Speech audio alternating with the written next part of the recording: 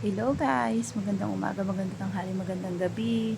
Ngayon, ito yung aking GCash account. Ayan, ang laman niya, 171 pesos. Wala ng perang mima nyo. Ngayon, ituturo ko sa inyo kung paano mag-withdraw dito sa Pupo Live. So, ito ay aking pangalawang withdraw. Hindi ko alam, almost 1 week pa lang ako dito sa Pupo Live.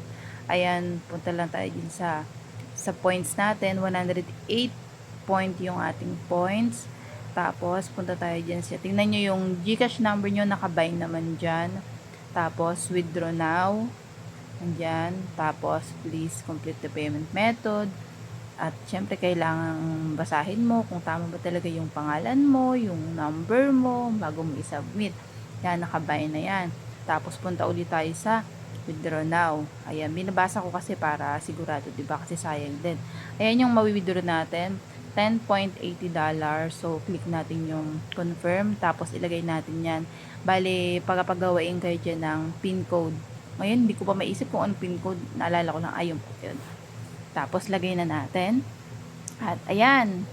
0 na siya. Kasi, napunta na dun sa ating, sa pinaprocess. Kaya, back to 0 ulit yung points ko. So, ganun ulit.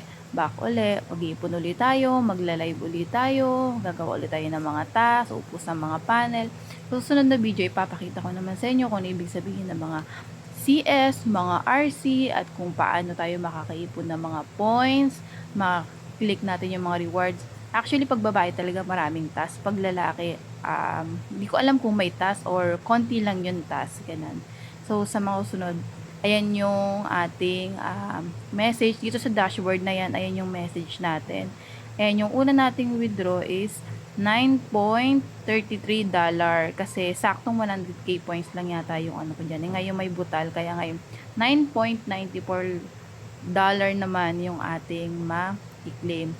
It takes 2 to 3 minutes naman bago dumating sa GCash account natin yung ating payment dito kay Pupo Life. 'Di ba? Sobrang bilis lang talaga niya.